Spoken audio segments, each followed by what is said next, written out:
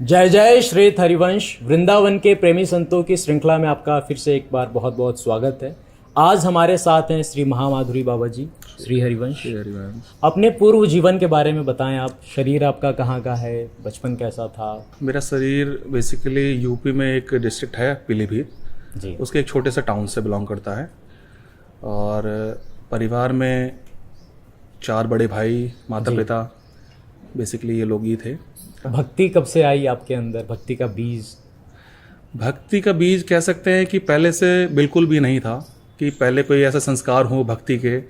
हाँ, ये कह सकते हैं कि पिताजी पूजा पाठ किया करते थे, वो भोलेनाथ को मानते थे, शिव जी को मानते थे, उनकी उपासना किया करते थे, नित्य प्रति उपासना करते थे। तो उन्हें हमने उपासना करते हुए देखा था।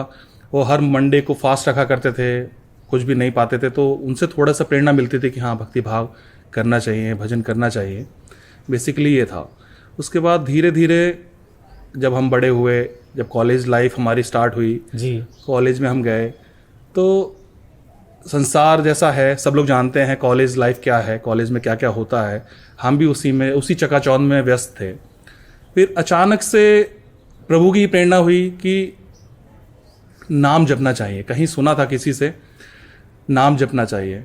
कौन सा नाम जपना स्टार्ट किया आपने? सबसे पहले महामंत्र से शुरुआत हुई है। इस भगवती की यात्रा की जो शुरुआत महामंत्र से हुई है। पहले सिर्फ एक ही माला किया करते थे महामंत्र कैसा की। लगता था जब करके? बस करते थे, ड्यूटी करते थे। लगने का तो कोई प्रश्न नहीं था कि कैसा लगता था, बट हाँ, प्रेरणा थी कि करना चाहिए। तो एक माला डेली कर लिया करते थे। मॉर्निंग में उठ के कॉलेज जाने से पहले एक माला कर लिया करते थे। आपके हृदय में किसी कोने में मतलब कोई भूख ऐसी कि भगवान को जानना है, पाना है? हाँ, कह सकते हैं, क्योंकि कभी कभी चिंतन ऐसा होता था कि इस जीवन का उद्देश्य क्या है। जैसे कभी भी हम लोगों को देखते थे या अपने जीवन को ही देखते थे, एक दिनचर्या ऐसी थी, मॉर्निंग में उठो, नहाओ धो, खाओ पियो, उसके बाद कॉलेज चले जाओ, फिर कॉलेज से आओ, फिर अपनी दिनचर्या। मतलब ये डेली का रूटीन देख के लगता था कि जीवन का वास्तविक उद्देश्य क्या है। हमारा सिर्फ जीवन इतना ही है क्या? प्रभु ने हमें बस इसलिए भेजा है कि हम दिनचर्या अपनी करें और फिर सो जाएं, फिर उठें, फिर वही दिनचर्या। तो थोड़ा सा लगता था कि इसका उद्देश्य क्या है, पर वो क्लियर नहीं था उद्देश्य क्या है। कॉलेज में फ्यूचर को लेके क्या प्लानिंग रही थी? कॉलेज में जो भी जाता है तो वो कॉलेज में यही सोच के जाता है कि हाँ, अच्छी से अच्छी जॉब मिलेगी, अच्छा पैसा कमाएंगे। तो ऐसा हर कोई एक्सपेक्ट करता है। तो हमारी भी कहीं कामना ऐसी थी। पर धीरे धीरे जब गुरुदेव भगवान के सानिध्य में उनका सत्संग मिला तो समझ में आया जीवन का उद्देश्य यही नहीं है। पहले कैसे आप सदगुरुदेव भगवान से जुड़े, कैसे हाँ, मिले उनसे? सबसे पहले जो मुलाकात गुरुदेव भगवान से हुई थी वो शरीर के बड़े भाई के थ्रू हुई थी। जी,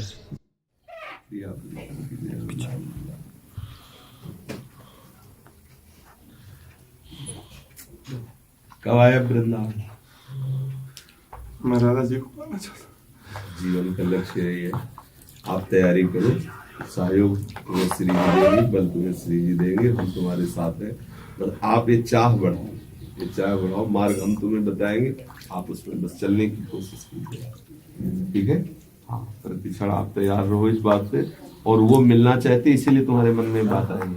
अगर वो मिलना ना चाहे तो जीव तो चाहता है मुझे संसार मिले झूठा, वो प्रिया प्रीतम को क्यों चाहेगा?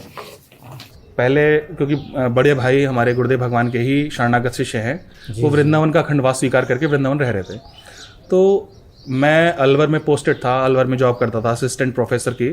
तो श्री जी ने पहले से प्रेरणा दी कि चलो वृंदावन की हर महीने जाके परिक्रमा किया करेंगे। जी, तो ये जो सिलसिला स्टार्ट हुआ था नवंबर 2017 से स्टार्ट हुआ था। जी, अचानक से प्रेरणा हुई कि चलो हर महीने हम वृंदावन जाएंगे और एक परिक्रमा एक महीने में किया करेंगे, कभी भी जाके जैसी अनुकूलता बनेगी। तो नवंबर में हम आए, घर भाई के घर पे रुके। तो उस समय सर्दी का टाइम था, तो डेली पूज महाराज जी हितधाम में सत्संग किया करते थे। जी। तो हम सुबह सो ही रहे थे, सुबह 4 बजे बड़े भाई ने उठा दिया हमें कि उठो उठो उठो उठो। हमने कहा क्या हो पहले गया? आप कितने बजे तक सोते थे? जनरली सोना 7-8 बजे तक तो होता था। जी, कॉलेज, क्योंकि कॉलेज में क्या होता था, कॉलेज कभी गए हैं कभी नहीं गए, कभी बंक मार लिया, तो कॉलेज लाइफ तो ऐसी ही होती है। पर अचानक से बड़े भाई ने सुबह उठाया। हमने पूछा क्या 4 बजे हुआ? उठ के कैसा लगा आपको? बहुत ही अजीब सी फीलिंग थी कि अचानक से उठा दिया गया, और सर्दी के टाइम में जब निकलने का मन भी नहीं करता है। तो उन्होंने उठाया, हमने कहा क्या हुआ? बोले कि नहीं चलो चलो सत्संग चलना है। मैंने कहा कहाँ? उन्होंने कहा नहीं, हमारे गुरुदेव भगवान सत्संग करते हैं डेली जी हितधाम में, जी तो उधर चलना है। मैंने कहा अब क्योंकि बड़े भाई की आगे हम टाल नहीं सकते तो मन मार के स्नान करके, उस समय 4 बजे कोई स्नान करने को नहीं जाता, पर हम बड़े भाई की आगे मान के हम गए। हमें लेके आए सत्संग में हितधाम में। जी जी जी तो जब पहली बार गुरुदेव भगवान की हमने वाणी सुनी तो एक अलग सा आकर्षण था, एक अलग सी मतलब कुछ शक्ति सी थी जो हमें अपनी ओर आकर्षित कर रही थी। मतलब वो हम डिफाइन नहीं कर सकते उस समय क्या हो रहा था। हमें अंदर ही बहुत ही पजल्ड लाइफ सी हो गई थी, अंदर ही अंदर पता नहीं लड़ाई चल रही थी कि ये जीवन सत्य है जो मैं जी रहा हूं, या जो संत महापुरुष जीवन जी रहे हैं, या जो वो बोल रहे हैं ये जीवन सत्य है। जी तो धीरे धीरे आना जाना लगा, डेली सत्संग सुनने का अभ्यास भी बना। तो अब क्या होने लगा, धीरे धीरे सत्संग का प्रभाव ऐसा हुआ कि अंदर ही अंदर बेचैनी सी बढ़ती चली गई कि अब डेली सत्संग सुनते थे, बेचैनी इतनी बढ़ गई कि हम डेली सुबह सत्संग में जाते थे तो हमारा आंसू गिरने लग जाते थे। हमें ये नहीं समझ में आता था कि हो क्या रहा है हमारे साथ में। भक्त नामावली होती थी या राधा नाम गायन होता था तो हमारे आंसू अनवरत चलते रहते थे। उस समय हमें खुद नहीं समझ में आता था हो क्या जब रहा आप है। महाराज जी को जैसे आपने देखा पहली बार, उस समय क्या लगा था आपको? जब गुरुदेव भगवान के पहले बार दर्शन हुए तो हमें लगा कि बस यही हैं अपने, इनके अलावा जीवन में कोई अपना नहीं है। पहला ऐसा जो आकर्षण था उनका, जब उनने प्रेम से पूछा आप कब आए, तो लगा हम पता नहीं कितने जन्मों से आपस में एक दूसरे को जानते हैं। जो इतना प्रेम गुरुदेव भगवान की दृष्टि से, जो उनकी वाणी से झलकता है, वो हम बयान नहीं कर सकते। मतलब ऐसा लगा कि जन्म जन्म से भटके थे और किसी अपने ने बिल्कुल अपने बिल्कुल पास बुला सत्य लिया। सत्य वस्तु यही है। ऐसा ही लगा हमें कि हम संसार में कहीं भटक रहे थे, अब हमें ठौर मिली है, अब हम अपने घर पे आए हैं जी। गुरुदेव भगवान से मिलकर। विरक्त होने की यात्रा कैसे प्रारंभ हुई आपकी? विरक्त होने की यात्रा थोड़ी इंटरेस्टिंग सी है। जी जब हम बीटेक करने के बाद एमटेक करा हमने, उसके बाद हम असिस्टेंट प्रोफेसर की जॉब पे अलवर में कॉलेज में पढ़ाते थे, बीटेक के बच्चों को पढ़ाते थे। तो जब बताया हमने, जैसे आपको बताया पहले ही कि बड़े भाई के यहाँ हम आए तो सत्संग का स्टार्टिंग हुआ, सत्संग हम जाना आना चालू किया हमने। तो धीरे धीरे 1-2 महीने हुए, नवंबर हुआ, दिसंबर हुआ। फिर जब न्यू ईयर की बात आई, जी नए साल 2018 की, जी तो जनवरी में जब हम परिक्रमा करने आए थे तो फिर प्रेरणा हुई कि अब दीक्षा लेनी है। उससे पहले हमारा दीक्षा का कोई प्लान नहीं था, क्योंकि दीक्षा में कुछ नियम होते हैं, लहसुन प्याज नहीं पाना। हम कॉलेज में रहते थे, कॉलेज हॉस्टल में रहते थे, तो उधर ये हम नहीं कर सकते थे कि लहसुन प्याज, क्योंकि उधर कंबाइंड मेस थी, सब बनता था। जी जी जी तो ये पॉसिबल नहीं था कि हम सब कुछ छोड़ पाएँ। तो जनवरी में ये डिसीजन लिया हमने कि अब दीक्षा लेनी है, चाहे उसके लिए हमें बाहर रहना पड़े, कॉलेज में नहीं रहेंगे, हम बाहर रह के। मतलब एक आग आपके एक अंदर से भूख हो गई थी कि अब दीक्षा लेनी है, क्योंकि दीक्षा का उद्देश्य समझ में आता था कि दीक्षा क्यों आवश्यक है, गुरु जीवन में क्यों होना चाहिए। ये गुरुदेव भगवान के सत्संग सुन के इतना समझ में आने लग गया था कि दीक्षा लेनी है अब। जी। बड़े भाई आपके कुछ कहते थे आपसे? बड़े भाई और भाभी दोनों गुरुदेव भगवान के शरणागत थे, तो वो तो बहुत ही ज्यादा समर्पित चित्त है उनका, तो वो भी प्रेरणा देते थे, पर उन्होंने कभी फोर्स नहीं किया। वो कहते थे कि भजन करना चाहिए, क्यों आवश्यक है, वो भी प्रेरणा देते थे, वो भी प्रेरणा के स्रोत रहे हैं। पर उन्होंने कभी फोर्स नहीं किया कि हाँ आप हमारे गुरुदेव भगवान से ही दीक्षा लो या कहीं से दीक्षा लो। पर वो प्रभु की प्रेरणा थी, प्रभु का विधान था जो हमें आगे का मार्ग दिखा रहा था कि हमें इन्हीं का वर्ण करना है, यही हमारे सदगुरुदेव भगवान हैं। तो जनवरी में जब हम आए, सत्संग अटेंड किया 3-4 दिन, क्योंकि हम जब कॉलेज में आते थे, कॉलेज से छुट्टी लेके आना होता था, 2-3 CL मिलती थी मंथ की, तो हम उसे छुट्टी लेके आए। उसके बाद फिर वापस गए, फिर विकलता इतनी बढ़ती चली गई। तो गुरुदेव भगवान से जब पहली बार मुलाकात हुई थी तो उन्होंने कहा था कि राधा वल्लभ शेरवंश नाम जपा किया करिए। तो हम गए कॉलेज हॉस्टल में, डेली का रूटीन बन गया था। हाँ हाँ राधा वल्लभ शेरवंश की एक माला करते थे। बट उससे पहले क्या हुआ था, अंदर ही इससे प्रेरणा ऐसी हुई कि इधर से हम गेरुआ वस्त्र लेके चले गए। अच्छा। हाँ, मतलब एक सात्विक वेश, जैसे देखा संत महापुरुषों को देखा कि इनका वेश बहुत सात्विक है, क्योंकि उधर कॉलेज में हॉस्टल में तो ट्राउजर हो गया या शर्ट टी शर्ट पहनते, तो उसमें एक अलग सी फीलिंग होती थी। तो हमें लगा कि हम ऐसे वस्त्र लेके जाएं जैसे हम धारण करके भजन कर सकें। तो हम कुछ जैसे चतुरासी जी, हमारा जो मूल ग्रंथ है, आचार्य ग्रंथ है, वो लेके गए, भागवत जी भी लेके गए, एक मजीरा भी लेके गए एक मजीरा लेके गए कि हम कीर्तन किया करेंगे, राधा वल्लभ शेरवंश नाम का कीर्तन किया करेंगे। तो ये सब लेके गए। अब क्या था, वस्त्र हमारी ये जो श्रृंखला थी ये सब लेने की, तो इसमें हमारी जो शरीर की बड़ी भाभी उनने सपोर्ट किया, वो हमें मार्केट लेके गए। तो हमने कहा कि हमें वस्त्र लेने हैं, तो उन्होंने कहा कैसे वस्त्र? मैंने कहा कि सफ़ेद वस्त्र जो हम धारण करके भजन कर सकें। तो फिर बात है कि सफ़ेद वस्त्र पहनेंगे तो गंदे हो जाएंगे, कॉलेज में फिर कैसे धुल लेंगे। तो हमने कहा ठीक बात है, तो एक काम करते हैं, फिर गेरुए वस्त्र ले लेते हैं। और सात्विक था, अब हमें पता नहीं था कि गेरुए वस्त्र गुरु प्रदत्त होते हैं, संन्यास मार्ग का प्रतीक है, हमें नहीं पता था, पर हम लेके गए। जी। कॉलेज हॉस्टल में, फिर डेली का रूटीन, मॉर्निंग में उठना। फ्रेंड्स कुछ देख के बोला करते थे हाँ, आपसे? बहुत मजाक सी बनती थी कि आप पागल हो गए हो। जो कलीग्स थे हमारे कॉलेज के, वो कहते थे आपको क्या हो गया अचानक से, मतलब इतना बड़ा परिवर्तन कैसे? ये गेरे हुए वस्त्र और ये, क्योंकि जब कॉलेज में हम करते तो सुबह हम कीर्तन लगा दिया करते थे हॉस्टल में, राधा नाम कीर्तन, और काफ़ी साउंड में। उसमें जो हमारे कॉलेज हॉस्टल में बच्चे भी रहते थे, हमारे स्टूडेंट्स भी रहते थे, फैकल्टी भी रहती थी, वो कहते थे आपको क्या हो गया अचानक से, आप पागल से हो गए हो। ऐसा तो मजाक भी बनती थी, पर हमें उसको का कोई फर्क नहीं पड़ता था, क्योंकि हमें समझ में आता था कि ये सत्य है, राधा नाम सत्य है, प्रभु का भजन सत्य है। तो धीरे धीरे ये शुरुआत ऐसी हुई। फिर धीरे धीरे नाम जब बढ़ाने का प्रयास किया, फिर फरवरी में हम 2018 में जब आए कॉलेज से लीव लेके, हम वृंदावन में आए, बड़े भाई के यहाँ ही रुके। तो फिर गुरुदेव भगवान का सत्संग अटेंड किया जी। 2 छुट्टी लेके आए थे, दोनों ख़त्म हो गई जी। फिर हमने अपने एचआर को, कॉलेज एचआर को फ़ोन किया कि हम 2 दिन और नहीं आएंगे जी। ठीक है, फिर 2 दिन और ख़त्म हो गए। फिर धीरे धीरे ये करीबन 10-15 दिन होने लग गया। फिर एचआर का फ़ोन आता है कि सर क्या हो गया, आपने कहीं और नौकरी ज्वाइन कर लिएगा? मैंने कहा मैंने ऐसा कहीं नहीं ज्वाइन किया है, अब मेरा मन है कि अब मैं वापस नहीं आऊँगा कभी भी। तो एचआर ने कहा कि ऐसा क्या हो गया, अगर आप कहते तो सैलरी बढ़ा दें आपकी। हमने कहा नहीं, सैलरी का कोई मैटर नहीं है, बट हमारा पूरा मन वैराग्य मार्ग पे चलने का है। जनरली संसार में वैराग्य क्या होता है, विरक्त क्या होता है, नहीं समझ में आता। बट हमने कहा कि अब हम बाबा जी बनेंगे, अब हम वापस नहीं आएंगे। तो फिर बातचीत खत्म हो आप जैसे असिस्टेंट प्रोफेसर से बाबा जी बने जी। जैसे लोगों में एक मान्यता है कि बाबा जी वही बनते हैं जिनके पास खाने को कुछ नहीं होता, घर वाले उनको छोड़ देते हैं, और बस शरीर पे ढकने के लिए कपड़े चाहिए होते हैं, पेट भरने के लिए खाना चाहिए होता है, तो बाबा जी बन जाते हैं। नहीं, ये लोगों की मान्यता, हाँ, ये मान्यता बिल्कुल गलत है। लोगों की धारणाएं गलत है कि बाबा जी लोग भिखारी लोग हैं, या उनके पास कोई काम धंधा नहीं होता है, या खाने के लिए नहीं होता है। क्योंकि जैसे अपने जीवन की हम बात करें तो हम जॉब भी करते थे, अच्छा खासा कमाते थे, अच्छी लाइफ जी रहे थे, जिसे संसार में अच्छा कहा जाता है। जनरली वो अच्छी लाइफ नहीं है, पर सांसारिक लोगों की दृष्टि में वो अच्छी लाइफ है।